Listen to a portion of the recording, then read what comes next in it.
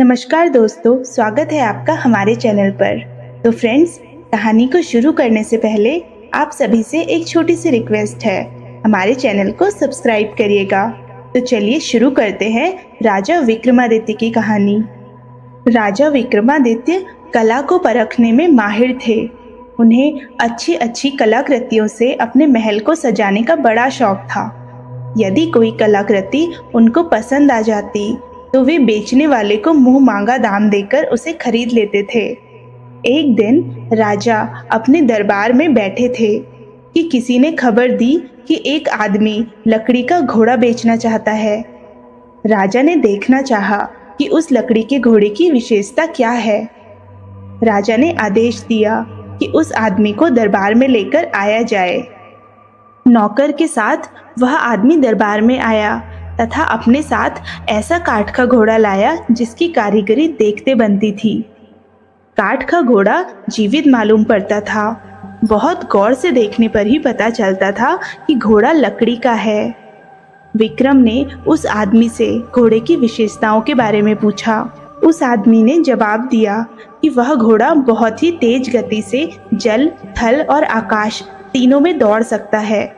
राजा ने उसके दाम के बारे में पूछा तो कारीगर ने बताया कि यह उसके जीवन भर की मेहनत का फल है, इसीलिए वह 1,00,000 स्वर्ण मुद्राओं से कम में उसे नहीं बेचेगा। राजा ने कारीगर को 1,00,000 स्वर्ण मुद्राएं देकर वह घोड़ा खरीद लिया। उस आदमी ने राजा को घोड़े के चलने की सारी विधि समझा दी। एक दिन राजा उसी घोड़े पर सवार होकर अपने सिपाहियों के साथ शिकार पर निकले। कलपुर्जों को दबाने पर घोड़े की रफ्तार इतनी बढ़ गई कि राजा अपनी टोली से बिछड़कर बहुत दूर निकल आए। उन्होंने घोड़े को हवा में उड़ाने के लिए दूसरे कलपुर्जों को दबाया। उसकी गति हवा में इतनी बढ़ गई कि राजा के लिए उसे संभालना मुश्किल हो गया। राजा ने उसे जमीन पर उतारना चाहा तो उसी गति से उतरा और एक घने पेड़ की शाखाओं से टकराकर टुकड़े टुकड़े हो गया। अब उस निर्जन और अनजान जगह पर राजा अकेले थे। वे इधर उधर भटक रहे थे। तभी सामने से एक बंदरिया कूदी और अपने हाव भाव से कुछ बताने की कोशिश करने लगी, लेकिन राजा को कुछ समझ में नहीं आया। राजा को तो भूख लगी थी। उन्होंने पेड़ों पर लदे फल तोड़े और अपनी भूख शांत की और एक वृक्ष पर चढ़कर लेट गए। वे विश्राम कर ही रहे थे कि एक सन्यासी आया और बंदरिया को इशारा करके अपने साथ कुटिया में रखे 2 घड़ों के बीच बैठने को कहा। उसके बाद उसने एक घड़े से चुल्लू भर पानी लेकर बंदरिया के ऊपर छींटे मारे। बंदरिया एक अत्यंत सुंदर राजकुमारी बन गई। उसने सन्यासी के लिए भोजन पकाया। सन्यासी भोजन खाकर आराम से सो गया। जब सुबह हुई तो सन्यासी ने दूसरे घड़े से चुल्लू भर पानी लेकर राजकुमारी पर छींटे मारे। राजकुमारी फिर से बंदरिया बन गई। उसे लेकर सन्यासी कुटिया से बाहर आया और उसे वन में स्वतंत्र घूमने के लिए छोड़कर वहां से चला गया। उसके जाने के बाद बंदरिया को लेकर विक्रम कुटिया में आए और घड़े से पानी लेकर बंदरिया पर छींटे डाल दिए और बंदरिया फिर से एक राजकुमारी बन गई। राजकुमारी ने बताया कि वह कामदेव तथा एक अप्सरा की संतान है। एक बार मैंने शिकार खेलते हुए एक बाण हिरन की ओर चलाया, लेकिन बाण हिरन को न लगकर एक साधु को लग गया। दर्द से कराहते हुए उस साधु ने मुझे श्राप दिया कि बंदरिया बनकर मुझे साधु की सेवा करनी पड़ेगी। जब मैं गिड़गिड़ाई कि यह सब अनजाने में हुआ है तो उसने श्राप से मुक्ति का रास्ता बताया। उसने कहा कि राजा विक्रमादित्य आकर तुम्हें श्राप से मुक्ति दिलाएंगे तथा तुम्हारा पत्नी के रूप में वरण करेंगे। अब साधु के लौटने पर मैं उनसे उपहार मांगूंगी और आप मेरा पत्नी के रूप में वरण करेंगे। विक्रम ने फिर पानी के छींटे डालकर उसे बंदरिया बना दिया।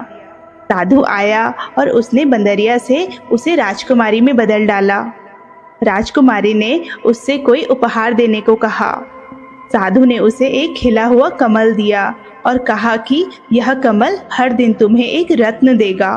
साधु ने यह भी कहा कि उसे पता है राजा विक्रमादित्य उसकी जिंदगी में आ पहुंचे हैं, इसीलिए वह राजकुमारी को बाकी की जिंदगी सुखपूर्वक व्यतीत करने का आशीर्वाद देता है। साधु ने उसके बाद राजकुमारी को अपनी कुटिया से सहर्ष विदा किया। राजकुमारी अब पूरी तरह से श्राप से मुक्त हो गई थी।